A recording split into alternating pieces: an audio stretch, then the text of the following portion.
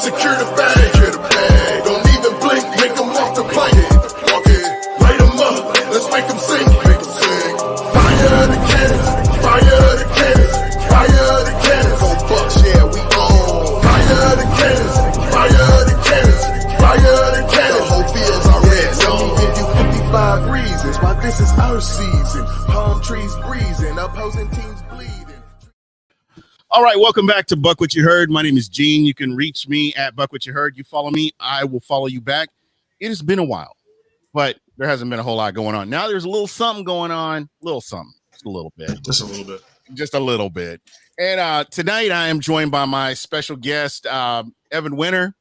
My man, how you doing? I'm good, man. Always happy to be here. Glad to see both of y'all. All right. And of course, the man, the permanent fixture with Buck What You Heard, KB, not to be mistaken for Shaq Barrett. Ken Barrett, how you doing, my brother? Good. I'm like my cousin Shaq. We get our money up front, and then you can money up front. the calc however you want. Just give me the money. Yeah, man. So a lot of interesting stuff going on. And right before we went on, and thank you for pointing this out. Looks like OJ Howard is going to the Bills, to Buffalo. Yeah, but it was one of those things where you knew he wasn't coming back. He wasn't gonna be in Tampa. Yeah, OJ and Rojo to me were always just going to be complete wild cards. They're going to go somewhere, and it's going to be surprising. The Bills, I mean, it makes sense. They've been looking for a tight end. Really curious to see where Rojo winds up. But hey, OJ Howard still finessing $4 million. Yep. Basically coming off the injury riddled, past a year and a half. Yeah. Where he didn't do that much last year. Like, good for him, man. Yeah, that's you know what? These guys are getting their money. Everybody's got a Super Bowl ring. They're going out and now they've got something else to go and chase that bag with. Yeah, Bills were favorites to land Rob Gronkowski at one point before Brady came back, obviously, but it looks like they're just going to have to settle on the other Bucs tight end. All right. Hey, my guys from shout out to UK Bucs over on the other side of the pond. I know they're refreshing their phones over there, patiently waiting to see what's going to happen. Hopefully you guys are doing well, and I'm sure I'll have one of those guys on here pretty soon. So shout out sleep. Get sleep. It's like midnight their time. Yeah. Imagine trying to follow free agency over there. Oh that's got to be crazy. Yeah. I would have felt like I went to sleep like 15 minutes before Ryan Jensen resigned on the night Brady came back Sunday night. And man, did I was just like, I knew as soon as I fell asleep. Oh, like them.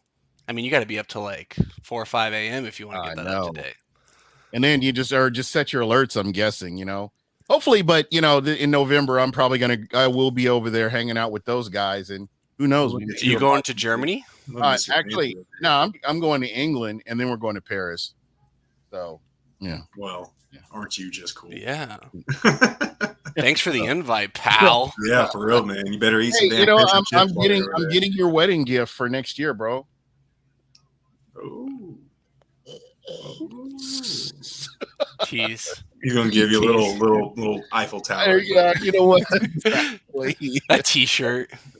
I got you a t-shirt. Size extra small. Extra medium. Just medium. No, but people were losing their minds last week, and it got to the point where Gene, let's just call it was Sunday. It was like Sunday football was still going on. And like what, in between the 1 and 4 o'clock hours, we get the news about Brady. And what was so ironic about all this is that people don't realize you could say all this stuff, but now it's on the internet. It's going to be there. And I'm sitting here telling people, just the roster's fluid. Florio. What? Sorry. We don't even mention that name on this show. Nick Wrong? Yeah. Yeah, that guy too. But there are certain people that, they just what they do. So, shout out to you for the article you wrote. It was a very well put together article. But again, I just try not to give them guys any kind of shine there. So what do you think? Well, to be fair, it wasn't me that wrote it. It was our other guy, Zach. But yeah, either way, he did a good job. And I told him, I was like, like what we try to do is we try not to give away the article in the headline. So that's why he didn't mention his name specifically. But I told him, I was like, this might be the one time where it would have been okay to mention Florio, because as soon as Bucs fans would have seen that, they'd be like, oh yeah, I'm clicking on this shit. Exactly. That's the time you go for the clicks. Yeah, right. So what you guys think when Brady came back? Did you think it was fake? It was a Here, fake. let me go first. So Gene, you know from the last time we were on this podcast, and it was probably like a month ago, but I literally said I have thrown myself so much into work. I still haven't even processed Brady and Allie's retirement. Right. I still haven't. I never have to. You know what, Allie? Congrats to you. But I never had to feel those down just because I didn't have the time to actually sit down and think about it. And let me tell you, it's a great feeling not having to go through the 10 stages of grieving and then with the small bit of hope of Exactly. Brady coming back. Well, you know what? I'm going to say this. Emily Compa has said she thought that Tom Brady was going to come back. She's been saying that since he retired. And I always kind of gave her the side eye when I would see it and like not like show her comment. But true story, she has been the one that's like, oh no, he's not gonna stay retired. So I want to give her a shout out because she was that one, and she just was like, no, he's not gonna go out like that, is basically her thinking on this. And so, hey, here he is. He's back. Yeah, it became like it was whenever the fact that he took so long, or even not that it took so long. Sorry, I'm framing this terribly. But the fact that he never dropped his salary to give the Bucs immediate cap relief, like the Saints did with Breeze last year. Yeah. And that's why I tweeted that out Sunday morning. You know, the next 78-ish hours are going to be important, blah, blah, blah, blah. Was because, if they didn't drop the salary to 1.12, then it was pretty much given that he was going to come back. Because if they would have done the June 1st thing, they don't get that money until June. How the hell is that going to help you in free agency now? So, but still at the same time, like the fact they didn't do that, it always left like a thought in my head that he would come back. But at the same time, I did not think he would come back. So. Which to me brings up an interesting question, because we heard the wee hours of, Friday and Saturday of the Bucs were supposedly intrigued with Deshaun Watson, or, made that phone call. And from what it sounds like from Brady's camp and like BA and Light kind of knew, it kind of sounds like last week. So that raises some red flags on terms of some of the reporting out there that the Bucs are interested, because again, we never heard about that till Friday or Saturday. Right. Otherwise, it was just fans at that point. And realistically, when you look at the journalists in Tampa, there are no true insiders. I mean, there are people that know things, but they're not like true insiders. Like there are other organizations that have actual insiders, and their work is legit. But I just don't know. I will throw out the caveat. I mean, Stroud throws out some things before, the Rappaports and the Schefters get a hold of them. So, I mean, like, they are there. But to me, I always look at, I mean, we love Greg Allman and, all these guys on Twitter, Jenna and all of them. They confirm everything that they hear. Right. And that was the thing. We never heard confirmations really. Sorry for my dog. Brady, the possibility of him coming back. We never really heard confirmations about them calling or inquiring about Deshaun Watson. So again, to me, the Bucs media gives you that breadcrumb. They all have their sources, but they're not the ones generally breaking the news, but they're confirming everything that they hear. Yeah, absolutely. And the game is rigged at the end of the day. I mean, the agents and just whoever else is involved in the organizations, they're going to go to the ESPN, to the NFL Network, just to get the reach. You know what I'm saying? Especially in a small market like Tampa. I mean, well, it hasn't been small the last couple of years, obviously, but generally, a small market like Tampa, they're going to reach for the Schefters and the Rappaports before they let a Stroud know or something like that. Right, exactly. It's kind of what I was thinking too. Just with that happening, I mean, that was huge, and that kind of started everything else off. For you guys, are there any surprises? Anything that just like shocked you and you didn't see this coming? Nothing shocking. I am surprised though that they did not keep Alex Kappa. Now, granted, maybe they knew over the last couple or before that Kappa signed with the Bengals or agreed to terms with the Bengals, I should say. Maybe they knew Mason was in play at that point, or at least maybe they had a hint he was in play at that point. But with Brady back and Kappa's deal wasn't too out of reach. You know what I'm saying? I feel like they could have matched 10 mil a year. Right. Even just giving them 10.5, price Right. is right their ass, give them the 1 cent more, the 1 cent less, whatever. And I was also kind of surprised at Alex Kappa's decision because how many teams would have drafted a guy out of Humboldt State? How many teams would have let him sit the first year, especially and then third develop him round, over the 3 years? like Yeah, third. yeah. Like at the Alley thing was interesting, but I mean, Alex Kappa wasn't getting even Ali Marpet hype at the Senior Bowls, for instance. Right. And Marpet tested well. His athleticism was off the charts. But Kappa didn't. So it was clear he was going to be a project. But at the end of the day, I'm not one to buy into so much of a team owes a player this or a player owes it's a a team business. that. Yeah, it's a business, and we know how cruel it can be. So they got to get theirs. But I was surprised that they didn't match Kappa. I was. But like I said, maybe at that point they knew something about Mason. Who knows? Well, and that's the most intriguing part is because I mean, tack on 1 extra year, and Kappa and Gage basically have the same exact contract, at least in terms of numbers. Right. So that was the most surprising to me, is because I thought maybe if you have a trade like Trey Mason on the table, you have you have Kappa and you plug in with Mason, like your offensive line set. If you want a receiver that badly, you got the 27th overall pick. Like you could take the guy, our boy T. Smitty's man out of Alabama, who's even coming off an ACL. Like you can get a realistically pretty darn good receiver in the first round at 27. Offensive guard, I think you can still get, but I'm still in the camp that I don't think BA loves young linemen. I think they lucked into Tristan Wirfs. Tristan Wirfs was a need. The whole Brady thing, like I think they were just figuring a lot of stuff out and kind of lucked into Tristan Wirfs. Let's just be real there. Right. However, I still don't see them going inside offensive linemen at 27. Just because, think about it this way, Gene, if you're wrong, you got 3 years of that guy on your roster. Yeah, exactly. And you can find, it's like, I'm not saying offensive guard is a running back, but you can find average to above average starting linemen, sometimes even off the street or in the second, third waves of free agency.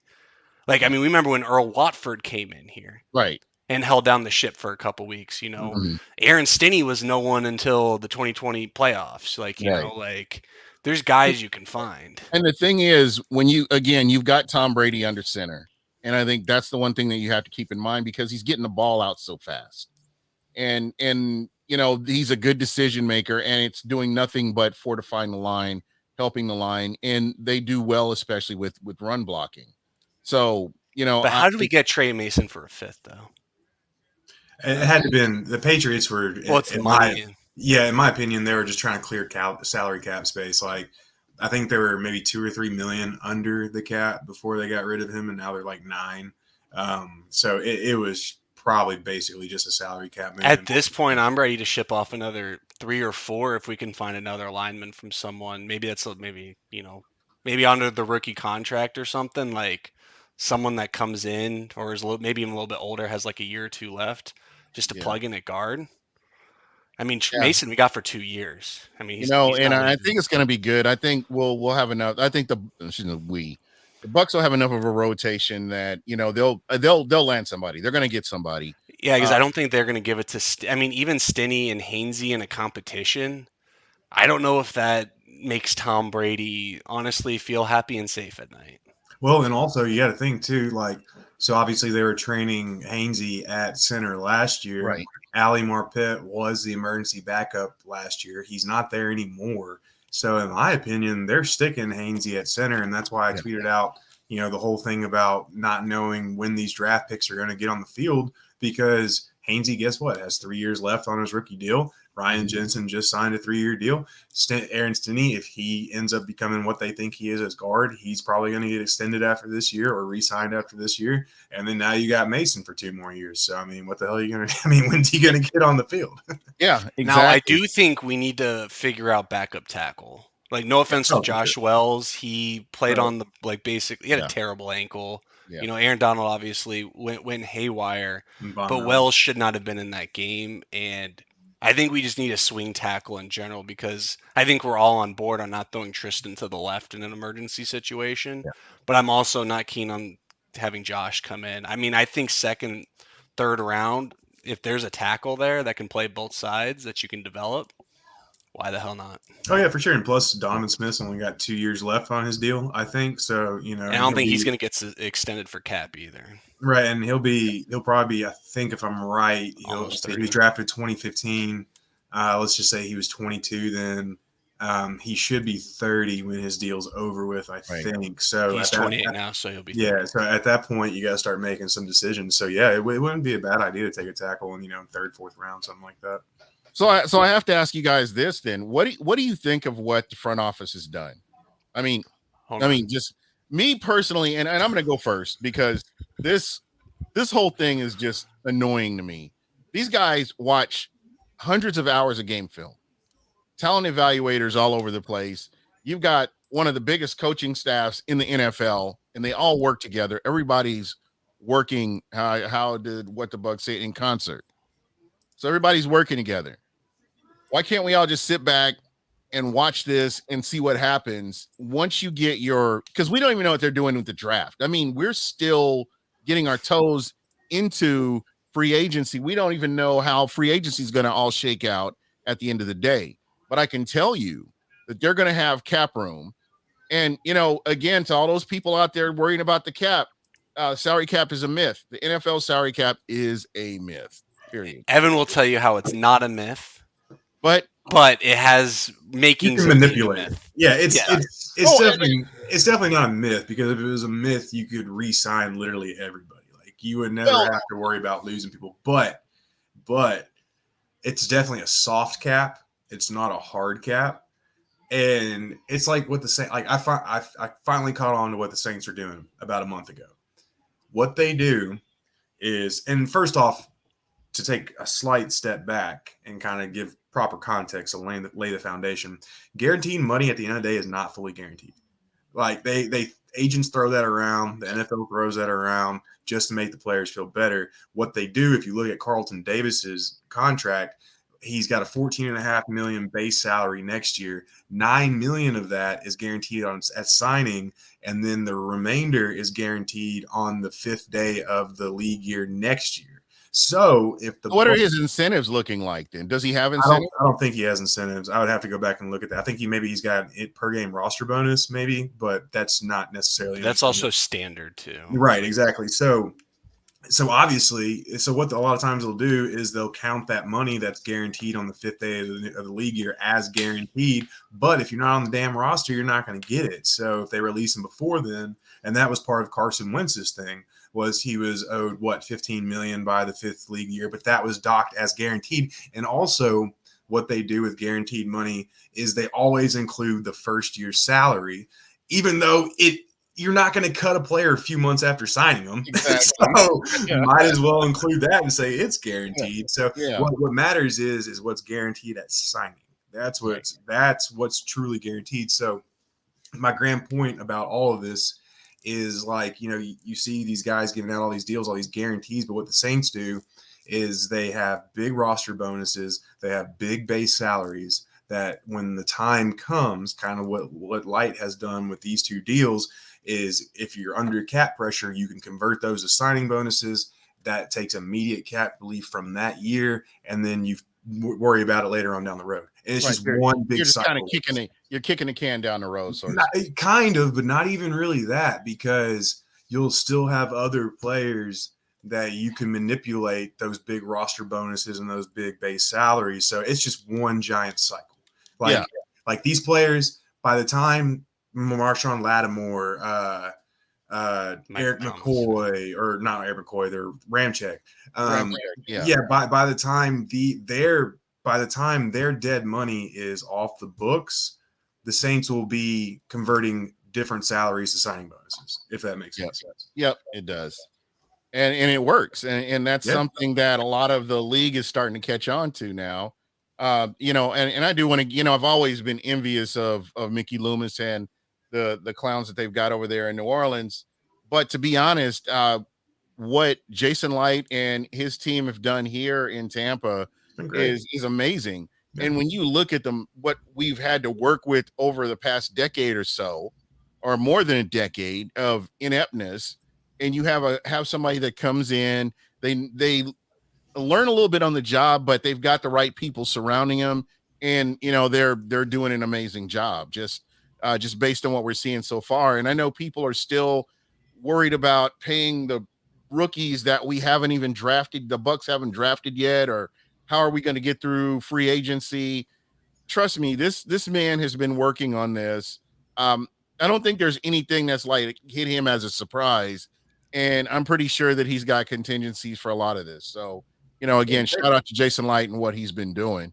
Yeah, a good front office doesn't work on a year-to-year basis. They have a 5-year plan. They have a 6, 7, 8-year plan. I mean, they scope this stuff out. I mean, they're looking at high school players who might be in the draft in a few years. That's what we do here. Yeah, I mean, we go down the mock draft 2028, right, baby? Yeah, that's where. So I mean, like, it's everybody, fans, and I'm not trying to say this in a not necessarily derogatory, but I'm not trying to say this in a negative way, but fans look at it on a year-to-year basis. Right. The GMs, the coaches, they look at it on a 3 to 4, 5, and like I said, sometimes even 6, 7, 8 year basis. Like they're way ahead of the game. And that's why I say people don't know what goes on behind closed doors. Nope, no clue. You have no idea what our GM is talking to another GM about on the slide, and just, hey, let me throw this out here to you. Or, we don't know these little backroom conversations that are going on.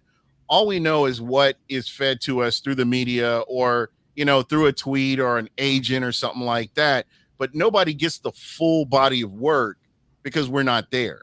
And that's the only way that you would know. And even then, you're getting secondhand information. It's like, who do you believe? Which side of this do you believe? But ultimately, all I'm saying is people just need to relax, let this all play out, and just kind of see where it goes. I think it's cool to kind of talk about this.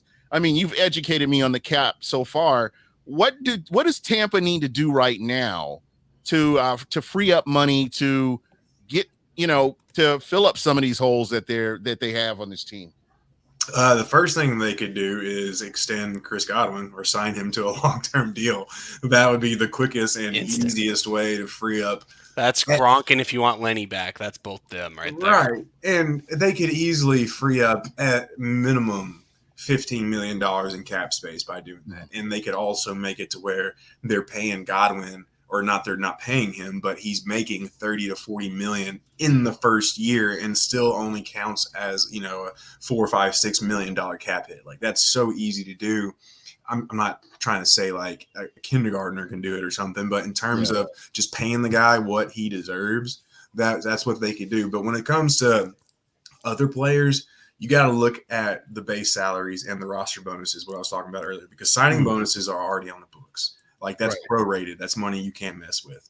Right. So you look at a Donovan Smith, who's got a $15.75 million base salary. However, I'm not extending him right now until, well, actually, let me take that back. As long as that was before Brady returned, my whole thing was I need to see what Donovan Smith is doing without Brady and without Allie next to him. So I guess half of that is still true. I wouldn't extend him right now. Mike Evans has a $14 million base salary, but he's already got over $6 million in restructure bonuses each year. You're just paying off one credit card with another. Yeah. Levante David's another one, but Tom Brady's going to be the biggest key. They're likely going to extend him, or quote unquote extend him, one more year. Obviously, when the year's over, he'll decide if he wants to play again. But that will allow them to push that money back even more. And the other year added to his contract will allow them to spread it out as well. So if I had to guess, it would be Tom Brady. They'll do something with his contract, and then they'll cut Bradley Pinion. And then after that, yeah, I'll go ahead and say they'll do something with Levante David. I'll go ahead and say that. So I think 1 year for David. I think they'll tie him to Brady. And I think David will want that because I think Yeah. Brady is 1 to 2 years.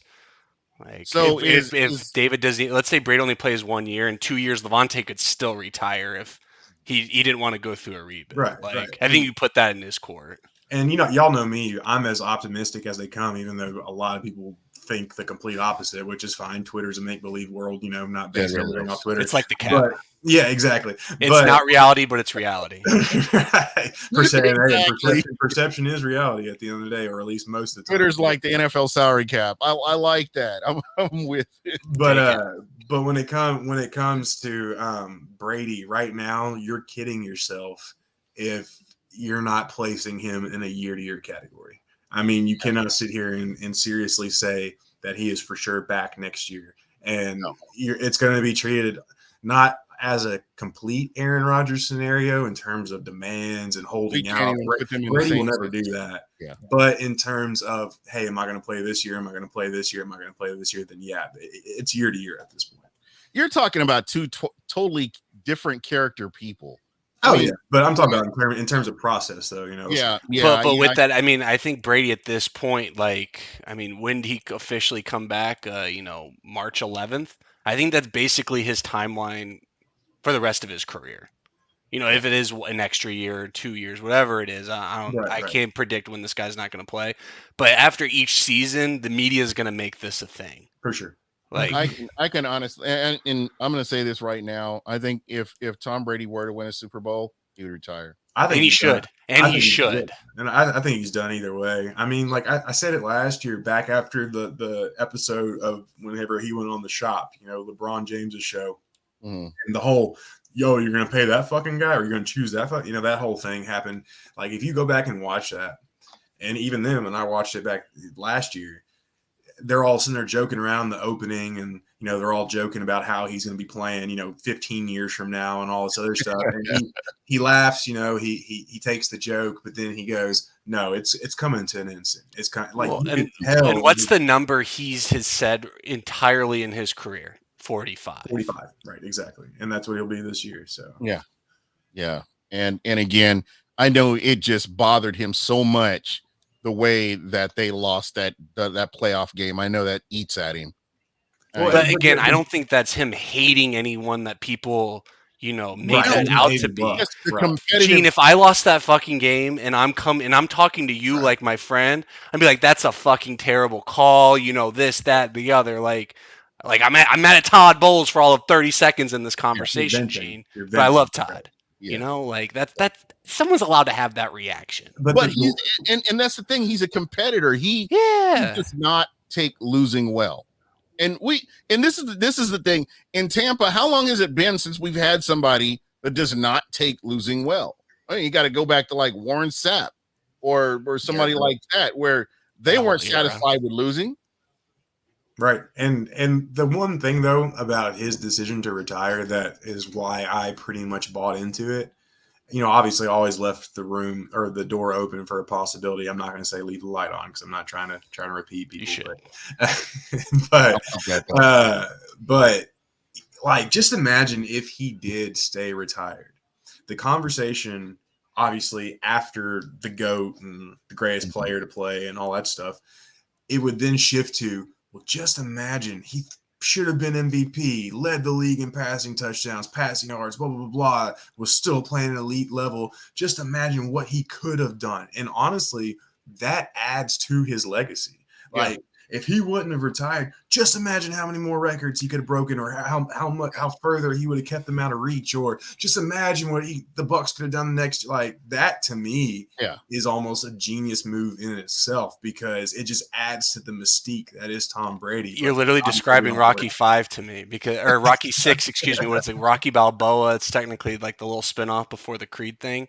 Like, the thing was basically the equivalent of not Manny Pacquiao. What's the other guy's name who has a crap ton of money? I can't think of his name, but I know you're who fought Manny Pacquiao. Yeah, I can't think of his name. Floyd Mayweather. Floyd Mayweather. So the equivalent of a movie version of Floyd Mayweather versus Rocky, who's in his like 50s and 60s. Like, could he actually compete if they were in their primes? So it's like Brady. Well, 44 was still his prime. Yeah. So like that was probably his second or third best statistical season he's ever had in 22 years. at 44. Like, I mean, Insane. you have to, like Evan's saying, you Scary. have to think about that possibility. And I mean, I'm not saying that Brady's going to win the MVP, but I think he's a fun bet if that's your thing, because, right now, what are we talking about? The AFC West. Yeah. Like, quarterbacks, like they're going to beat each other up. Yeah. Like the Bucs That's have the a thing. pretty, unless Deshaun Watson, wherever he goes, if let's say it's to the Saints and, they have a sneaky 10, 11, 12 win season. Like the NFC South's, the Bucs have a pretty tough schedule though too, but like they're playing pass defenses that are at least a little bit easier than what they did last year. I think Brady could throw up another, 50, 200-yard season. Like, and Oh, easily. if no one else is over 5,000 and you're 45, I think they're going to hand him that trophy unless someone, I again, think I don't think Aaron Rodgers deserved it last year. No, he But didn't. Hell no, not even close. But if someone were to, let's say, have an equal to, great career, it's that mystique that kind of Evan's talking about. Like, this is probably it. Like if he wins a Super Bowl or wins an MVP, that kind of gives him his, his send off in many ways. Yeah. And I think the NFL wants that in many ways. Yeah, and honestly, that's almost on. It's not. Well, actually, let me take a half step back. It's not on the same plane, but I mean, you got him if he would have won the Super Bowl, retiring on that note, but still leaving that open-ended question. I mean, that's like I said, it would have added to his legend and all that. Yeah, stuff. exactly. It would have kept the debate going as well. So. Yeah, most definitely. And as far as his arm strength goes, I mean, he's still That's Jalen Ramsey. Well, we saw how smart he was, because like let's be real, the Bucs offensive line got fucking destroyed against the Rams. And this man was manipulating the pocket and at least getting the ball away and made some, like that throw to Evans was literally Brady improvising the pocket and then honestly just chucking it, which honestly worked a bunch in the second half. Yep. And it led to that great touchdown. But like, I'm here to tell you, most right quarterbacks now, can't manipulate a pocket like he does and then just make the right decision. I'm here to tell you Basically right now, on that Rams sidelines, they were thinking about the Atlanta Falcons when Tom Brady came back in the Super Bowl. Oh, dude, if that game would have gone to overtime, Tampa Bay wins. Yeah, Tampa Bay wins. They would have won. They would have won going away. Yeah, and because it would have just taken their soul, because they're just bombing, they're just destroying Tampa, and then here you are, they've come back and you can't get rid of them, and you've got Tom Brady, and they should have been scared. Which is why I am all on, if there's one of the top 3 or 4 cornerbacks, I mean, I think there's the top 3 that I think are worthy of first round picks. Take them at 27. Because Sean Murphy Bunting is the reason why we lost that game. It wasn't even Todd Bowles. Right. It was Sean Murphy Bunting missing Cup and letting him get out of bounds. Falling down. I will know. Like, it's one thing to get beat in coverage, but if you're out there slipping and sliding on the field looking like me, if I'm trying to keep up with Cooper Kupp, dude, like that image is burned. Well, it's not just Cup though. The entire last year was pretty horrid for SMB, and then before the playoff run, where honestly he didn't play that well, but he got interceptions, so that made everything go away. Yeah, right. SMB hasn't done that much, and I think this team needs, if you're going to take out Jordan Whitehead, because we even saw they're not going to play too much 3 safeties, they're going to play 3 cornerbacks, and if Sean Murphy Bunting isn't cutting it, shit out of luck, man. Well, you got to think too, SMB, Dean, and Edwards are all going into the final year of their deals this year. Oh, yeah. AW Junior's in the final year of his deal next year. And none of them are franchise tag players either. Right, yeah, and none of them are 5th-year options either. So, I mean, like, you've got to have a backup plan. Ross Cockrell, it ain't it. I mean, he's a good reserve. But Sear is not, and plus he's in the last year of his deal as well. So I mean, like, you've got to have a viable backup plan at corner right now, and that's why I'm fully on board if they take a corner at 27. Yeah, Kyler Gordon. Just kind of. Who'd you say, Evan? Kyler Gordon out of Washington. Watch him.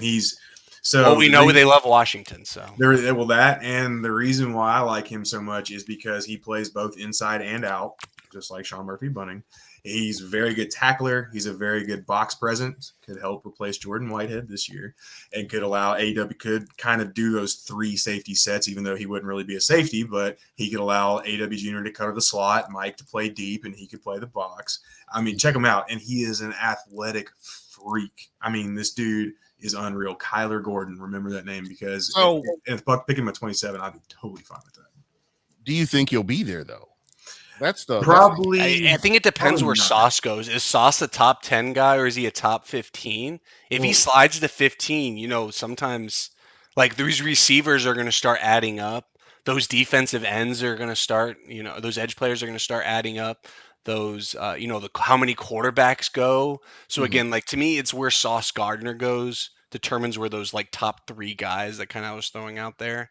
That's going to determine where they go. because Whoa, and the big hold on, and sorry, Gene, not trying to cut you off, but no, you're good. The big thing to watch is actually tomorrow on Clemson's Pro Day, Andrew Booth Jr.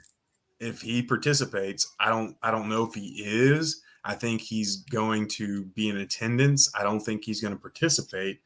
But if he ends up participating and he does well, that puts another guy in front of Kyler Gordon. But if he doesn't, then hell, and I'd be fine with Andrew Booth. I'd be fine with Kaiir Elam out of Florida.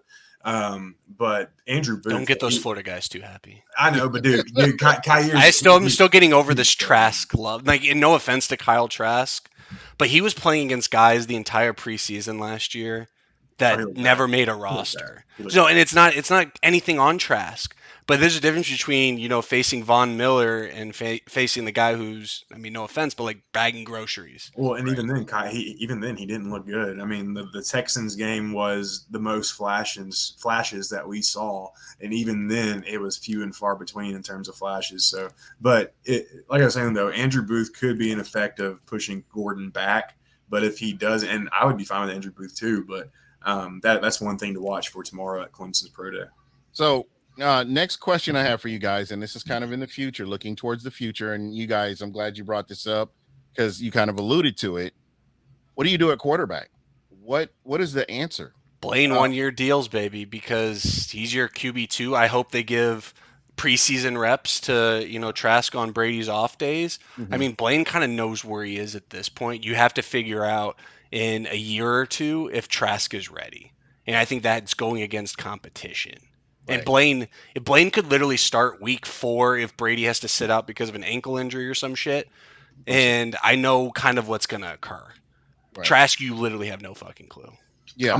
I'm actually okay with keeping Trask as the 2 this year because if Brady goes down, your season's fucked anyway. It's done. But do you think? But in BA's mind, though, that's I'm right. coming at this from a BA perspective because we've heard it. Blaine's my guy. Right. All that kind of shit. Like, most underrated player in the league, all that stuff. Yeah, no, and that makes total sense. And that would definitely factor in. Oh my God, Woody, you always find a way to get in the camera whenever I'm talking to you. Anyway, sorry. I'm worried about him like knocking my all dog stuff squeaks, so over. we're even. Yeah, but either way, sorry that fierce beast just got in the path of the camera. But either way, no, that's definitely could come into play. At the same time, though, you got to wonder if him and Light are sitting there talking and, they're like, hey, Bruce, there's no guarantee you're going to be here next year. Can we at least try to plan for the future? And you never know. That's what we're going to talking about, those backdoor conversations, right. what's going on that we don't know about. Dude, stop. Because my thing is this. What do you do? Who's available in free agency in the next couple of years? Are there? No Flacco. It's literally like Derek Carr is the only name that comes to mind. But if Vegas really if Josh McDaniels is walking into that job and he likes Derek Carr, I don't know how you don't extend him. Because you don't want to play Derek Carr franchise tag money. Right. And right now he's $19 million this year, which is extremely affordable. You're right. For a decent starting, for a solid, I'm not even calling him, I'll call him solid, for a solid starting quarterback. So you might as well extend him now before he possibly goes off this year and then wants that $30 million a year contract or whatever the hell it is. So no, but at some point the Bucs have to hit on a freaking draft pick at quarterback. They still have never given out a second contract to a quarterback that they've drafted. Tom Brady's the only guy ever. And he didn't draft him. I know, but literally the only guy in 67 years of or 60 years of our existence. I don't understand how you can be Smitty, get out of my chat. Baker fucking out. Okay, while we're on Baker, just really quickly, why is this whole taking pictures off Instagram and removing shit from your Twitter bio like the new like thing to do? Because you can't take your ball and go home. You have But to do. it's the most passive. Like if I did that with like my fiance, like I'm in trouble. Like it's like when you couch duty for you, buddy.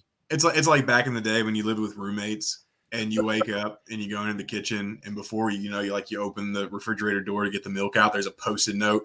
Please stop leaving dirty dishes in the like, it's that passive. I fucking hate that. Or like like if you work in an office and somebody's making popcorn, they burn it. You walk into the office kitchen. Smells Please so stop burning. no, but why do people think this is going to get you more money? Like I don't like Kyler Murray's agent making that letter. That was so dumb. But the letter to me is at least a more formal thing of like Right. you're like that's more business like But throwing. But it's not just Baker though. Russell Wilson did this. Yeah. Like Russell Wilson's media royalty and didn't really get the slander that Kyler and Baker did. Yeah. But Well, everyone's doing it. And when I look at Baker though, Baker's always been in his feelings since his rookie year. I mean, that's just what he does. He'll have. But that was his personality, No, though. He knew that going into the draft. Right. But in the NFL, he'll have 4 bad games. Then the media will say something about him. He'll get in his feelings, and then he'll play this monster game, have a monster And game, then shut everybody up. Then the next game, he plays average, and then he goes back to what he was doing before. And it's a cycle. It's a cycle with him. But I don't think I think Deshaun Watson's great for them. Like, he's a great fit and like, could be a great, thing. They do so well with their draft picks. They already have a good team assembled, all that kind of fun stuff. I mean, it's Lovey. I don't think he really wants Baker because you still have to pay Baker if you're really going to trade for him. But like, so let me ask you this. Cleveland? This is a question for both of you guys.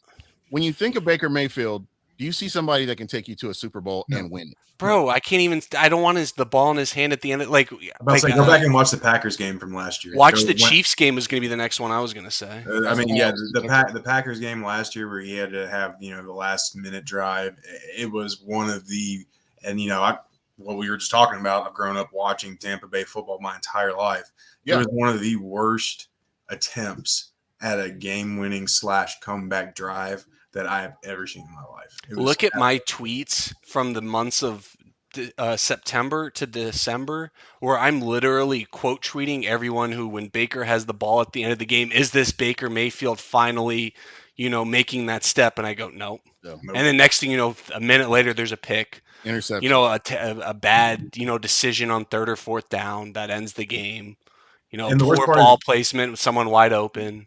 And the worst part is he's doing it behind a competent coaching staff and the best offensive line and a good running game. Their offensive line is good. And OBJ, despite I don't think he gave. I think his last year in Cleveland, like he was coming off the injury. I don't think he gave his full heart out there. But Jarvis Landry sure did. Right. Like you had options. Donovan Peoples-Jones looked like something. Yeah. Matt Ryan made Austin Hooper look good, and Baker Mayfield made him look bad. So, let's just put it that way. And that was when Dirk was his OC, too. Exactly. Exactly. So, on that note, we kind of got an idea of what you have with Baker Mayfield. Another person and I did want to talk about, and just because we're kind of going around the NFL right now, we'll get back to the Bucs here in just a second. Mitch Trubisky going to the Steelers. I think it's fun. I like it. I think they can still draft one. Like the money's good. Well, this is another guy that when I look at him, he's somebody that I just don't see him taking a team to the Super Bowl and which is fine, Gene. But they somehow got in the playoffs with Big Ben literally throwing honestly like less arm strength than literally Drew Brees had 2 years ago. As Bucs fans were making fun of him. Ben Roethlisberger not only had a noodle arm, he made shit decisions. And yet they still magically made the playoffs. So Trubisky just plays solid with their defense. Well, I was about to say that's perfect segue, and that's one thing that gets overlooked about the Steelers' season last year was in terms of pass rush, pass coverage. I mean, pass rush, they're obviously elite. They had T.J. Watt, monsters. Yeah, that Watt guy, Hayward, all that stuff. Yeah, pass coverage, pass coverage there, they were solid.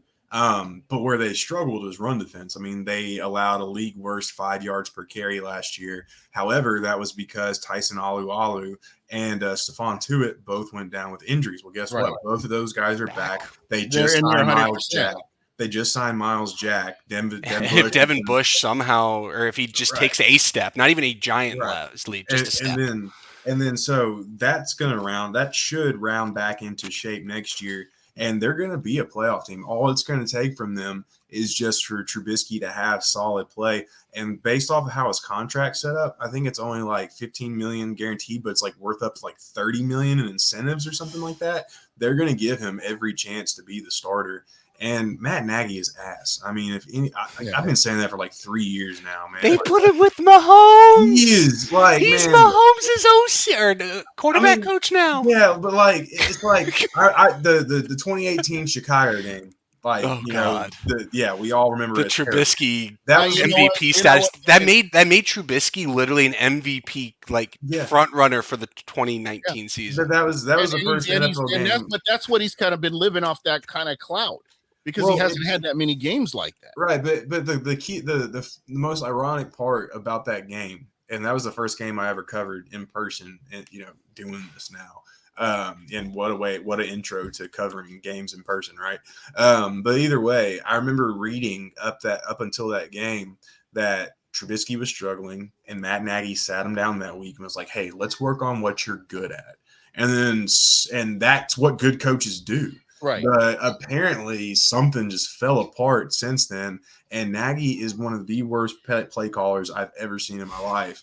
And I mean, you've got, like, once you take a step back and look at that and look at the overall sample size, it's worth giving Trubisky a second chance, especially considering he played quarterback for 1 year in college before getting drafted, or maybe 2 years tops. And then all the dysfunction that he encountered. If you can get him with a good coaching staff like Mike Tomlin, the longest tenured coach in the NFL. Never had a losing season. Or wait, no, I think Bill Belichick. It's second longest. Yeah, exactly. The second longest tenured coach.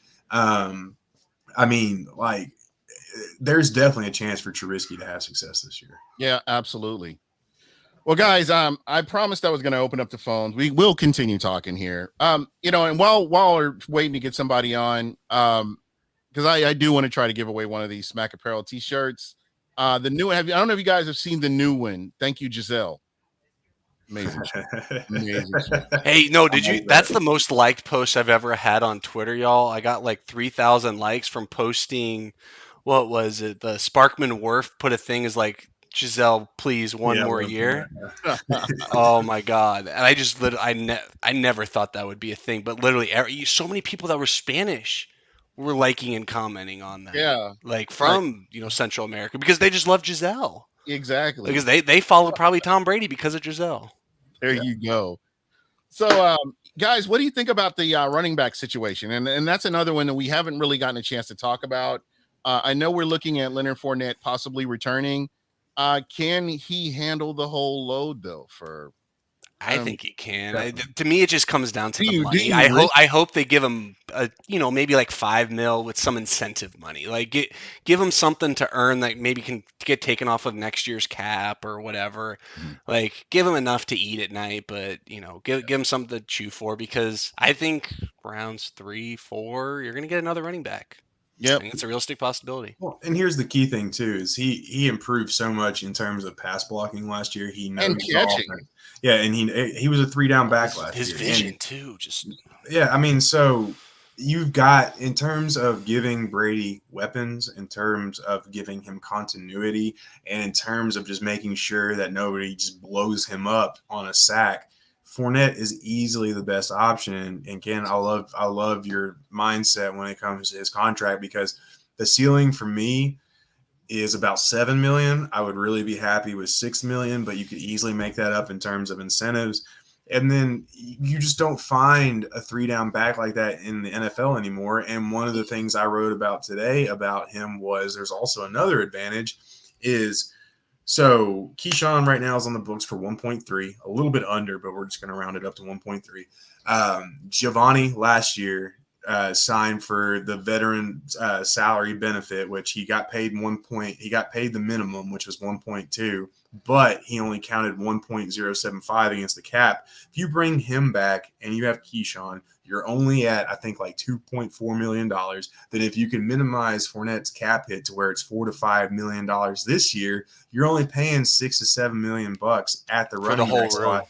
Exactly, which would have been the 10th lowest amount last year. The Bucs spent $7.3 million on the room last year. Well, that was also because Rojo was a second-round pick, Exactly, along with Lenny coming off the. I think he made like 2.5 last year or something like that. But what the key thing is, it's like Levante David and Devin White. You've got 2 3-down linebackers. Nobody else is going to be filling their spot unless they need a breather just for a couple snaps, so on and so forth. If you have a 3-down back in Fournette, then you have a pass-catching guy who can also block in Giovanni, and then you also have Keyshawn who can back up. And by the way, think about this. You don't want to oversaturate a position because last year the Bucs carried 4 running backs. Keyshawn was it was a healthy scratch for 5 out of the first 11 games, only plays 17 offensive snaps through the first 13 games until Fournette got hurt against the Saints. So he's just sitting on the roster taking up money. So if you re-sign Fournette, there is a chance that you don't have to carry 4 running backs. You can take that roster spot, allocate it to a position that needs, and you can save a little bit of money at the end of the day. You could find a Ryan Griffin to be that practice squad 4th running back. Yeah. I mean, like you can find, exactly. You can on the streets. You can get a Kenyon Barner. I mean, bro, make him the fucking returner, and there's your 4th running back. No offense to you, Jalen. There's all kinds of different advantages that come with re-signing Fournette. It just makes too much sense at the end of the day. But at the end of the day, he knows he's a 3-down back. He knows how rare that is in this NFL, so he could be looking for a big payday. I can't blame him. And he could leverage that. 813-358-8154. Give us a call. 10 questions, 1 minute. Who knows? Get a shirt. You're all set. Swag. So, outside of this, what other needs are there? I mean, we haven't even talked about defense that much. I know we talked about D-line. Yeah, definitely. We haven't even talked about Sue yet. We haven't talked about Golston. Yeah. Matt Ioannidis. I know that's a name that's been thrown around Bucs Twitter a bunch. I mean, if they want to go the more pass rushing route at the 3-5, 3-4, 3-5 technique, whatever you want to call it. Like, I mean, who's it going to be? Are they going to just ignore, let's say if they bring back Sue, Golston? I mean, it's just like, how much money does Golston want? What are his options? Like, what if the team's willing to give him 5 to 7? Like, the Bucs ain't playing. And he's quietly had solid seasons. I would say pass rush. Yeah, and pass rush, solid in run stopping. I mean, he's just been. I mean, I would say since Vita's been. Can I make one argument real quick? Yeah. The Bucs need to figure out a 4-man pass rush, and I don't mean just at the edges. Like, no, on the line, yeah. And because Will Golston, as much as we fucking love him and know his true value, he doesn't fucking play. Well, they'll say he comes off the field when they move to nickel, and we all know nickel is 60 to 70% of the formations these days, anyway. So, but at the same time, he does add value in their base defense, which Todd Bowles loves to run, even on like 2nd and 7, on like 2nd and 3, which doesn't really make much sense. But but either way, or not 2nd and 3, 2nd and 7. Yeah, that's what I'm trying to say. I mean. Golston has definitely shown his worth and his value since they switched to a 3-4, but I feel like a lot of his success in pass rushing and Sue's comes from Vea, where we need somebody who creates their own success, who can win their own one-on-ones and don't have to rely on the Vea double team. At 27 in the draft, I don't think you're going to find a guy unless you just luck into him. That's going to come in because defensive line, we saw it with Vita Vea. I mean, it takes a little bit of time to develop those guys. And we got fortunate. Yeah, for sure. And I don't think that at the end of the day, you're going to find that 27. Unfortunately, the Bills signed my guy and Tim Settle. That's who I was looking at for in terms of a free agent defensive lineman. But, we'll see. At the end of the day, Sue's had 6 sacks in back-to-back seasons for the first time since 2014 and 2015. Even though they were more of a product of Vea and him not winning one-on-one, but he's still playing really well. So I don't know. That's gonna, and honestly, like we're saying, that's gonna be the key to their offseason is figuring out how to tool that 4-man pass rush. Because if it's the same thing as last year, you can't feel comfortable good. with that going into the year. Yeah, absolutely. And people were running, and there were teams that were running on the Bucs too. Oh yeah, Which for sure. we have. At the end of the year, right? I'm going to give them a pass. They were still kind of beat up then, Right. and Levante going just out hurt. Yeah. it was to me it was Levante David was the biggest thing there. I mean, we saw maybe not the true Devin White, but we saw a world in which Devin White doesn't have Levante. Right. It's not a happy world. And honestly, if Jason Light, and obviously this could be coach speak or GM speak, just pumping up his guys, but KJ Britt and Grant Stewart did well, not so much Grant Stewart because he was mostly relegated to special teams. Second special teams. But KJ Britt did show some flashes last year when he was on the field. However, I don't think he's that sideline to sideline guy, like Devin and LVD are. It would not surprise me if Nakobe Dean is there at 27 and they take him. And I honestly would not be upset with that because it gives him a plan for life after LVD. Hey, you know what'll help your pass rush, Evan? Maybe if you want to have a Devin White, just be pass rusher. Right, yeah. Micah Parsons. I mean, I'm not saying you have to throw Devin White on the line, but make him a zebra. Like, throw him fucking everywhere. Throw him in the A-gap. Throw him off the edge. Like, look like on the running back. NASCAR packages. You can do a lot of fun things, and you can still have your little 2 linebacker thing. Like, Devin White's just like a declared. And I think he's more productive in a set like that. Let him run. He doesn't need to make live decisions. You're right. You just need to let him fire off at this point. But we'll see if they can maybe tap into that and improve it this year. But you're almost kind of kidding yourself at this point if you think he's going to become just a Fred Warner. Or I shouldn't use that example. That's a little bit too extreme. Yeah. But even an LVD in coverage, like he's not going to be that. Yeah, he's not that guy. I mean, I don't know what to say, but I will say he can be Ray Lewis. Let's be real there. Like all you need is a little bit more, ability and awareness with when you drop into zone. And don't swarm to the quarterback when the quarterback can't run and he's 5 yards or 7 yards behind the line of scrimmage and he's starting to take he's that guy, like Matt Ryan is like sitting there in the pocket and then he rolls out and then he goes like as if he's gonna do it like 3 pump fakes and Devin just goes right, and Matt Ryan scrambles for the 3 yards for the first down. Yeah, and it's just like, dude, it's Matt Ryan. It's Michael Vick. Like, just like I think it was the NFC Championship game against the Packers. It was like 3rd and 15 or something. And yes, Rodgers has wheels, but it's 3rd and 15. And Rodgers was like 7 yards behind the line of scrimmage, starting to roll out, and Devin just takes off, and Rodgers finds, I can't remember who, probably right behind him. Yeah, right for behind 18 yards. Yeah. It's just like, dude, stop. Why are you doing this?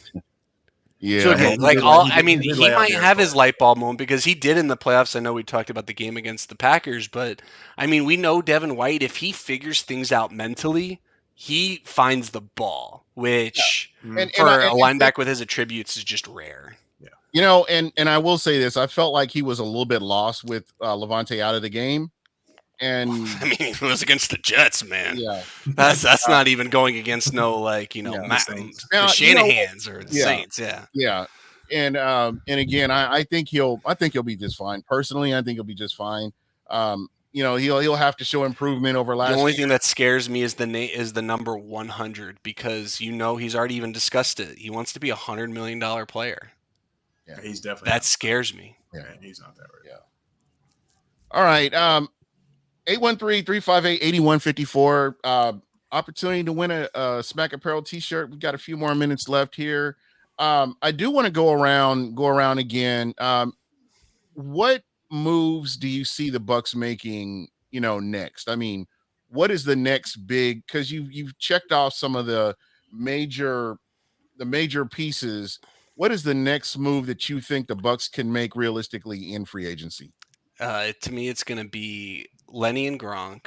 And then I think after that, we're literally talking the second and third wave of free agency. So who's going to be that $3 to $4 million 1 year player?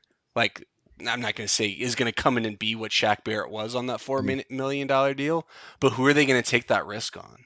Mhm. Like who's like is Carl Nassib going to be available for 2-3 million to be an edge, Right. backup? Like who could, is there a guard, that is young, just kind of was overlooked or whatever? Like it's going to be those kinds of signings. Like Right. other than the Russell Gage for 10 million, I don't think you're going to see the Bucs pay anywhere near that for an outside guy. Like they're going to bring back Gronk, they're going to bring back Lenny mainly because of Brady. Right. But it's going to be kind of small fries from there. Like, we already Yeah. saw Brashad Perriman. Like, those are the kinds of Yeah. things we're going to see. Yeah, they're Yeah. gonna keep it all together. But if they do bring in any more outside people, the one person that sticks out in my mind is Terrell Edmonds out of the Steelers. He'd be a perfect Whitehead replacement, box safety, physical. Should come in around 6-7 million a year. That would probably be the only other move I see. While we're on safety, so this Tyrann Mathieu, I heard he doesn't give a shit. I'm kind of mixed because having Tyrann would be cool. He's also a very injury prone guy. Oh, hold on. I was like, damn. Perks of doing a live podcast. No, but like, I mean, to me, that it's an exciting opportunity, and I think that's the outside guy that Bucs fans really want right now.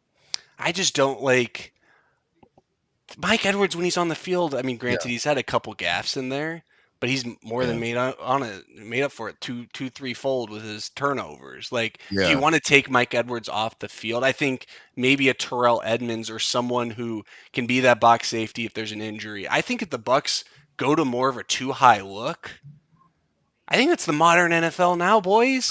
And you're not a two gap defense in terms of a true 3-4. You could especially if you're not in base, right? And you could easily implement the gap and a half that we've seen the Fangio defenses and the Staley defenses. I think that's the modern NFL now, right? And and the one thing everybody's talking about Whitehead, leaving and how it sucks, and it sucks. Well, the thing is, we didn't make him an offer. That's the only thing that kind of is puzzling to me because what do they have going on? Like, what do they see? Is my vantage point. This is, and before I get into my speculation and opinion, because obviously that's on the lower end of the spectrum in terms of important. And caller, we'll get you on here in just a second, caller.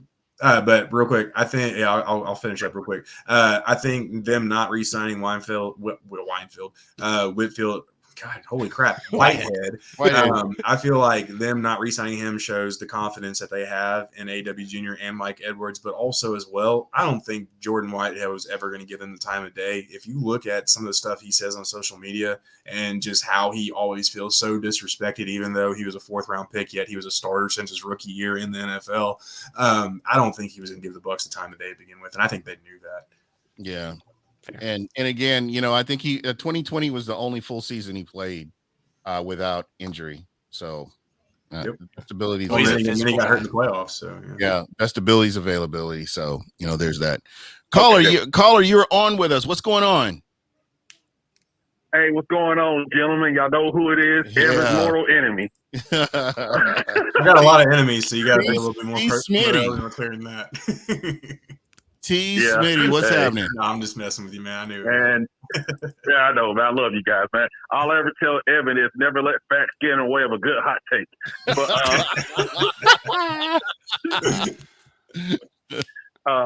But one thing I gotta say though is that, and I asked this on Twitter, why in the hell are Bucs fans so scared if Deshaun Watson goes to the Saints or the Falcons or the Panthers? Well, to me, it's the Saints because of what they do after whatever this situation they're in now. Like when Brady's gone, then it's like, oh shit, is how I view it. Well, think about this. We sucked for like 10 years. How many Super Bowls did they make? Yeah. There's no guarantees out there. And this is the thing, they're always in salary cap hell. Well, and the Saints don't need a first-round pick to necessarily draft well. That's my only again. Like the Saints are just a well-run organization, even without Peyton. Well, and to tie into that, this whole thing of like, why would Russell Wilson want to go to the AFC West? There's so many good quarterbacks. There's so many good teams. Like this whole players seeking out the easy road. These guys are competitors. They want to beat the best. Like they don't want to just go up against Taysom Hill I've never understood. I mean, I do understand it, but I've never bought into the whole, yeah, he wants to play here because it's a weaker conference, a weaker division, blah, blah, blah. It's like, okay, well, then when he does win that Super Bowl, it's going to be held against him. I mean, we've seen that so many times before. So I've never bought into that, Smitty. I tell Brady. Yeah, Brady came to Tampa. Tampa is the the poster child for futility over these past few decades. I mean, he still had Drew Brees, and he still had Matt Ryan, who was playing well at the time. So I mean, it's not like he just walked into a division, with Mark Sanchez at quarterback and Joe Flacco with the Ravens. This is true. Yeah. But like about the Bucs, right? Oh, back here on the Bucs. I kind of hope Deshaun goes to the Falcons because I'm going every Saints face and just troll them to death. Because they'll be sad like Will Smith being sad when his daddy walked out in the episode of Fresh Prince. But to me, it's Jono Barnes. I know everyone on here, I think, probably follows or has at least seen some of his things. I want to see that reaction video, and I want to see Saints. I want him to go to Cleveland so bad. He will be on this podcast at some point. That much I will say. You know what? If he goes to Cleveland, that will be the most beautiful thing that's ever happened. Well, but listen, he's got the choice of Atlanta, New Orleans, Magic City, Carolina, which apparently no one likes Rule, so let's just kind of rule them out at this point. Matt Rule, and then you got Cleveland. Cleveland seems like the safest bet here. I mean, if you're talking about a team that's ready to go, I mean, offensive line, wide receiver. The AFC can just fight for those 7 spots, man. Hell, you can let the AFC have 8 spots, 9 spots for all I care. Give me AFC football, if that's the case. Yeah. Let them meet each other at the end of the year. Is Calais Campbell available? Yeah, he's available. I think so. Oh. Yeah, he is. Yeah. A little bit older, but big guy. He's going to be a little bit, though, man. He's going to be like Sue. He's going to be a 10, 12 million. I think he's also another guy who negotiates his own deals too. Yeah. That might be why it's also a little bit longer. So T. Smitty, real quick, I've got you here. I know you've done this before. 10 questions, 1 minute. Yeah. And I'm gonna hit you with these questions since you called in. You're gracious enough to do that for us. Put him on the spot. Yep. Yeah, I am putting you on the spot, bro. Questions are easy. They're NFL. Yes or no, buy or sell, contender, pretender, blah, blah, blah. You know the drill. So first thing I'm going to do, I'm going to ask you the first question, and then we will go. And this is all based on the rosters right now. This isn't any changes. This isn't a draft or anything like this. Is just right now. Just keep that in mind. And there's no wrong answer. All right. Except the wrong answers. First question, Tennessee Titans, contenders or pretenders? Pretenders. Green Bay, Super Bowl front runners, buy or sell? Sell. Arizona Cardinals, contenders or pretenders? Pretenders. LA Chargers, contenders or pretenders? Contenders if you actually kick the field goal. Kansas City Chiefs, contenders or pretenders? Contenders. The Vegas Raiders could win the AFC West. Buy or sell? Sell. Tom Brady coming out of retirement was the most important free agent move in Bucs for the Bucs this year. Buy or sell? Buy. Baker Mayfield, boom or bust? Bust. The Steelers will win their division. Buy or sell? Sell. The AFC West will make it to the playoffs, and I'm talking about all of them. Buy or sell? Sell. Oh, he made it. He got it in. He got it in. He got it in. I was watching the clock. Yeah. Yeah. Sorry, you were cool. You were cool. But... You were cool under pressure, like Aaron Rodgers. The Titans have so many questions right now. They have so many questions. Like, even though Coach Vrabel won Coach of the Year, he did all that magic with that roster last year. They've got so many questions, man. It's unreal. Yeah. Bro, I don't know. I don't know how they're gonna. I think. Do you think their window's closed? See that division? Yes, it's closed. Yes. That division, though. I don't know. Yeah, but it doesn't matter if you record 9 sacks in a playoff game, still lose. Yeah, it's true. I mean, yeah, the division is terrible. You know. Go ahead. One thing I have to take up for coaches like Vrabel. Like, I hate when the media talk about, oh, get an offensive-minded coach. These defensive coaches, I'm like, Vrabel did everything he could do. The quarterback threw the pick. Zimmer did everything he could do. It ain't his fault with the game on the line, 4th and 10. Kirk Cousins threw a 3-yard pass, so his completion percentage was good. Well, It and ain't his fault. the wild part about it too was it was such a bad call, a poorly called game by Todd Downing. The pick that I think Mike Hilton had, I think maybe down there in the red zone where he tipped it to himself essentially. He snuffed out that play earlier in the game and almost got an interception. He knew exactly what was happening, and yet the Titans thought they were slick and just tried to run it again. And obviously we saw what happened. So yeah, Todd, there was a lot of stuff going on last year, and obviously the Julio Jones release is just – it was a desperate move for them just to get over the cap. And, yeah, there's so many questions around that team right now. And right now you can't trust Tannehill. So it's going to be interesting to see what happens with them for sure. So what happens to Julio Jones now? Who knows, man? Like, oh, didn't you hear he's going to the Bucs? Oh God! But so like with him, and like with him, especially with his MO over the last 4 or 5 years, every other year we were hearing about him wanting a new deal or wanting to re-up, wanting more money. Sorry about Alabama out there, T. Smitty. I know he's an Alabama guy. Yeah, so I mean, it's just going to be. I think he's going to sign, like an $8-9 million deal worth up to $12 million with incentives, and then he's going to essentially skip the entire regular season like he did with the Titans, and then show up in the playoff game. So we'll just see with him. Who knows? Yeah, I think the Ravens is fun for him. That would be interesting. I mean, literally, you can link any receiver to the Ravens, and it sounds interesting. Right. I would love to see Rojo with the Ravens. Oh, Rojo. I mean Gus Bus ain't got nothing on Rojo. No offense to Gus Bus. Yeah, it'll be interesting to see Ron Jones. Yeah. I mean, I just watching the way they run the ball, man. I think it would be fun to watch. Just don't have them do it against the Bucs, because I know we play the Ravens this year. Yep. Got a tough schedule this year, but one thing I'll say, and I'll run, and I think the Bucs do need this. Like, I think sometimes is everybody we bring everybody back. I think sometimes you gotta shake it up. Sometimes because absolutely, this ain't college where you only get 20 hours of study and all that stuff.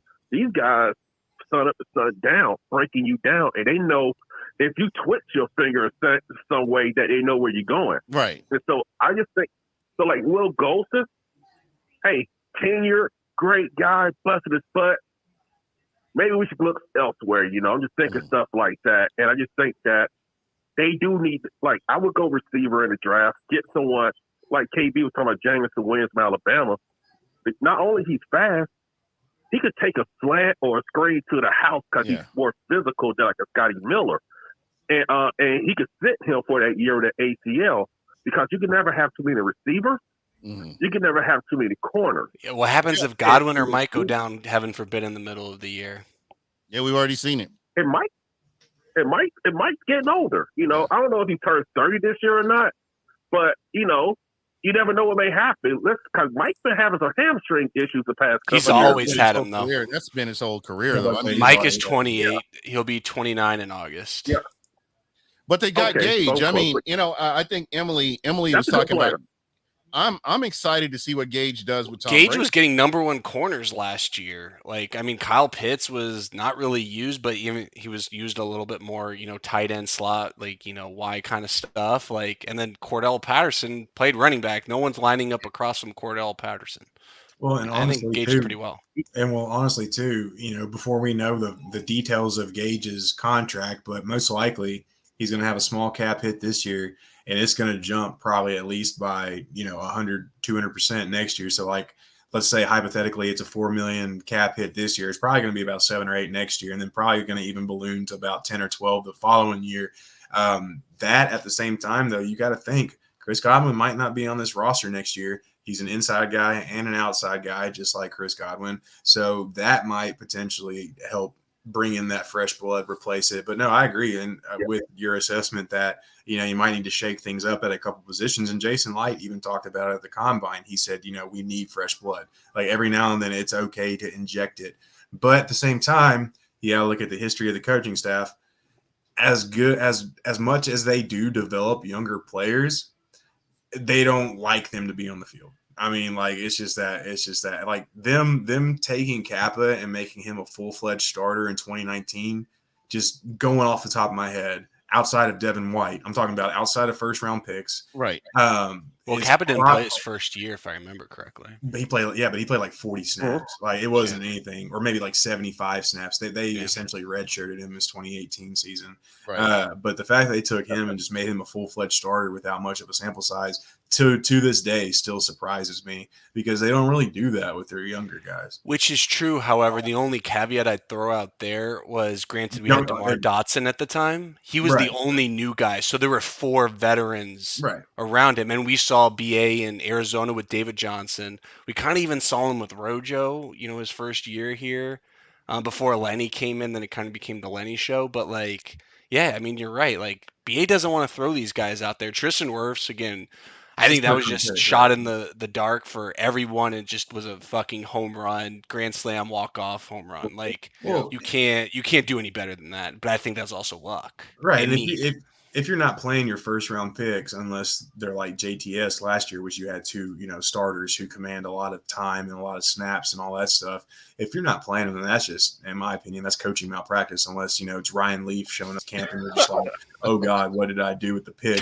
And just to take a half step back from what I was talking about earlier, because obviously SMB started a lot, even Jabel Dean started a lot. I'm talking more of like their developmental picks, their late 3rd round, 4th round, so on and so forth, guys. Right. And it looks and I do want to mention that real quick, T. Smitty. I do want to mention this. I do want to thank ESPN. I don't watch them very often, but I want to thank them for taking Joe Buck and Troy Aikman off of my hands for Sundays. Well, now we get to replace them. The Manny cast at least 75% of the season. Yeah. Yes. There you go. I think McAfee needs a cast of some sort on HBO or Showtime where he can use all the profanity he wants. I would go for something like that. Well, ESPN is already barred basically all communication with Pat McAfee. I'm about to say, as long as Aaron Rodgers isn't on there so he can nut hug him the entire time, then I'm okay with McAfee. Yeah, that's the only segment I don't like with McAfee. Everything else is great. I lost a lot of respect for him after the whole Ian Rappaport thing. So, but you know what? Again, I'm just happy that I don't have to hear Joe Buck on a Sunday game, and it's just a good feeling, and I'm looking forward to the season.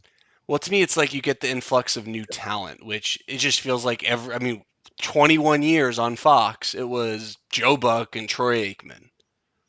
Let's mix it up a little bit. Yeah. But T. Smith, you were about to say something. Yeah, I'll say these couple jewels and I'm out. I think making Troy Aikman watch Jalen Hurts play football broke him. But I can't do it anymore. I tap out. He was hot. But I'll say this. The one thing I like, because I'm fascinated, me used to be in the military, so I'm so fascinated with leadership and development. Like Joe Tryon, for example. He has great talent. But what people don't realize, you have to learn how to play the game. Nuances. Your technique and all that. And with this staff, that's why I put in the chat, the next first-round quarterback is actually going to the best situation any first-round quarterback would have ever gone to. They're going to have teachers. Right. But also with Brady, the thing people miss when Brady got here, and I'm tired of Jameis Winston this, because you remember his first year, he was like, we're going to turn this around, By year 2, year 3, younger players got sucked into that losing culture. Right. So what happens is, like many jobs, you get a new set of eyes coming from the outside who's been there, done that, and people be like, oh, okay, we got you. And I think that was something important with Brady and Grunt coming in, those new set of eyes who's been there, who's really been there. Not Deshaun Jackson and Swaggy Baker. Guys who's been there, who put the work in, who's seen it happen, and these young guys who used to losing, not going to say, oh, here we go again. And I think that was the big thing right there to help that team get over the top that first year, even last year. Yep, you're spot on. I mean, and think about it. There were times where everybody was saying, oh, we got to do better. That was the end of every fucking press conference that I heard. We got to do better. We got to do better. It was never, oh, well, this is my fault. No, we've got to do better. You heard that from Joe McCoy. Then you heard that from Jameis Winston. And you heard that from, that was what they would say. Even Dirk Cutter started saying, "Oh, we just got to do better." Shit, But culture, he was saying, "I don't know." At the Yeah, end, I of the remember day. that. At the I was end of at his, that press he was conference. so I will never broken. forget He was so broken. He was like, "Well, I don't know."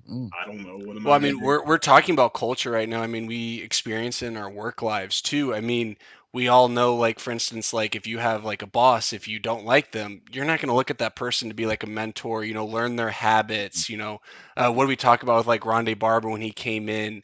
Like the first thing he did was he got in everyone's, all of a sudden was learning the film habits. So by the time, the Keep Talibs and like all these other guys started coming in, they have that guide that's like, oh shit, this is how you be a professional. This is the day to day kind of what that looks like.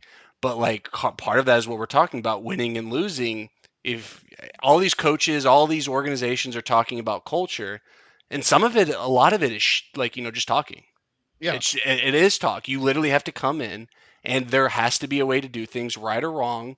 And if the person's just a bad leader, you don't have the talent, you're never going to take that step. But as right. what T. Smitty's alluding to, if the Bucs ever do draft a quarterback, I mean, we are talking about Trask, but let's say Trask, for instance, didn't work out, post Brady world, like they're coming into an organization where they teach. Will Golston never flashed the pass rush potential, and I don't think that was just a flash in the pan either. Like you have these guys, Alex Kappa, Antoine Winfield Jr. I mean, these are guys who are just coming in and they soak it in from everyone around them to the point that, by the time Brady, Gronk leave, they have that instilled in them that they can then project out. And that is how you have a Patriot 20-year run. That's how you have a Mike Tomlin 20-year run of never not making the playoffs or having a winning record. Like that's how you do that. It's not just, hey, let's win, because we've seen that all the time teams win. It's the Andy Reids. Like there's people and situations that it just has to all gel and work. And once you get that positive output, you're forever changed because now everyone else who comes in sees what good looks like. Exactly. Well, Hey, you guys have a good one, man. Thanks for taking my call, and you guys do great work, man. Y'all keep it up, man. All right, man. Thanks, man. We'll talk to you we'll see later. on Twitter. I can't believe I can't believe we've been on as long as we have. And here we are to the end of the show. But I did want to thank you guys for, coming on and doing this. And KB, tell everybody how they can get a hold of you. Y'all know how you can get a hold of me. If you don't follow me by now, like, come on now. If you don't follow me. I know you all follow me. I know you all follow Evan. I know you all follow Gene. So, Bucs_Barrett. That's it. All right. And my man, Evan Winter. Tell everybody how they can get a hold of you. You find me on Twitter at Evan_Winter. If you want to just come and have a good time, have a party, and also make fun of me as well. But A to Z Sports.com as well. We're slowly but surely taking over the country. We've got 8 cities right now, 8 teams under our belt. 11 if you want to include the Dallas Mavericks, the Nashville Predators, and the Tennessee Volunteers. So Kansas City, Green Bay, Dallas, Chicago, Cincinnati, Kansas City, Nashville, and Tampa Bay is what we're currently covering. Be sure to check us out and hop on the board before we show up on your front doorstep demanding our reprimands because, like I said, we're taking over. So might as well hop on this side now before it's too late. Question, Evan, for people who aren't part of A to Z or unaware, is that just video? Is it articles? Is it It's combination everything of? Yeah, it's everything right now. So Nashville and Dallas are the only 2 shows that we do a morning show at 9:00 in the morning Eastern time, and then we do a evening show at 9:00 at night Eastern time in Dallas and Nashville. But we're slowly but surely expanding to where we get shows at each one. But then, all the written content you can find. So be sure, and we do betting advice, all that good stuff. So be sure to check it out. Evan's won a lot of money, everyone. So pay attention to that. Yep, he's the guy. Just take his advice as professional advice. Build me up just to let me fall. I see what's going on. Hey, Evan was top 3 or 4 in all of Tally site. Yeah. Yeah, no, it's top 3 or 4 in terms of the betting, output, like, the money you made off of your bets that went like public, like amongst, a panel of like some really esteemed, like, PFF guys, Yeah, that was Tally Site. CBS. Yeah, that was through Okay. Tally Site. Yeah. Tally Site's really cool. Like what it does is it takes, like you're talking about, it takes all like I don't think of myself as a top tier people, but even though top tier people are in it, but It's it like a takes all, panel, like yeah, of people who takes, do this for like a living or have a right. show and Yeah, do things public. it takes into account all the picks and all that stuff. And yeah, for 2 years in a row, actually, I was top 10 in both of them. So yeah, That's I impressive. do okay. That's Make some money. Impressive right there. Yeah. All right, and of course you can reach me at Buck What You Heard. Right now, what does it say? Follow the light. Oh yeah, or go to follow the It light. used to be Jose. Jose is the way. Jose is the Jose way. is the way, aka football is life. Yeah, exactly. Wait, before we hop off, I got to talk about my punter, Matt Ariza. If you can get him somehow on day 3, throw that 4th round pick at him. That's all I'm going to say. Really? Lefty, Gene. He's a lefty. He has a couple 80-yard punts on his resume. Jesus. And this man can kick them high. We don't even need a punting team, Gene. He can literally just directionally punt 50 yards out of bounds. You don't have to worry about Bradley Pinion again. And he's a 4th round pick, so we're talking like no money. Fun fact of the day: I throw with my right hand and kick with my left. So Really? Hey, Bill Belichick literally used to have. I don't understand. I'm an ambidextrous beer drinker. How about that? Bill Belichick would just like to have lefty punters because think about it, no one has them. So like teams would there was this one guy, I forgot his name. He was like the 2nd or 3rd only like lefty punter in the league. He would literally be on everyone's practice squad every single week when they played the Patriots. He literally just made a living off of being lefty. So why not mess with other teams? Get in their heads. Yeah, I'm there down. you go. Special teams weapon. Just get Ryan. And he can kick off. I know that's Evan's big thing in finding our next punter. Wait a minute. What did he? I can't believe you. Did you hear what this guy just did to me? What did Evan do?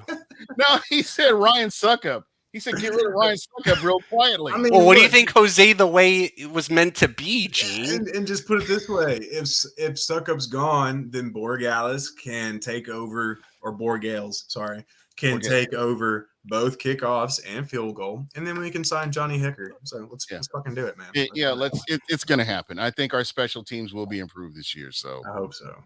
Keith, all right, guys, as well. We're out of here. This has been fun. And we might do this next week. I don't know. It depends on what's going on. I'll try to get back in the swing of things. It just depends on how toxic it gets on a Twitter space. But anyway, Twitter's toxic. What? Yeah, it can be. It can. If you have a mute and a block button, that's the superpower we all need. And Emily, if you are following me on Twitter, hit me up. I got a T-shirt for you as well. Shout out to T. Smitty for answering all those questions with time to spare. So shout out to him. But anyway, I'm out of here. And you guys have a great week. Peace. I got 8.5-inch hands bigger than Kenny Pickett.